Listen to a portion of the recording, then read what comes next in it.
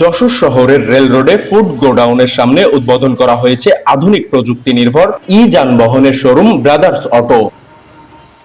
আজ বিকেলে আয়োজিত এক অনুষ্ঠানে ফিতা কেটে শোরুমটির আনুষ্ঠানিক উদ্বোধন করেন যশোর জেলা বিএনপির সভাপতি ও যশোর জেলা আইনজীবী সমিতির সভাপতি অ্যাডভোকেট সৈয়দ সাবেরুল হক সাবু। এ সময় স্থানীয় গণ্যমান্য ব্যক্তিবর্গ ও ব্যবসায়ীরা উপস্থিত ছিলেন।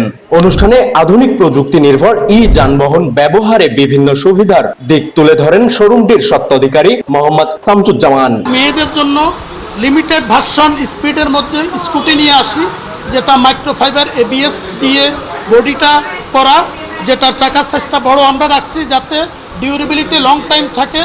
এটা শাইনিং দিন দিন বাড়বে। এখানে 60 voltage 30 watt lithium battery 800 watt motor ব্যবহার করা হয়েছে। এক cycle charge less than 2 unit 15 থেকে 16 টাকার বিদ্যুতে এক সাইকেল চার্জ হবে। 100 থেকে 120 কিলোমিটার স্কুটিটা রান করবে। সুবর্ণভূমি ডেস্ক, যশোর।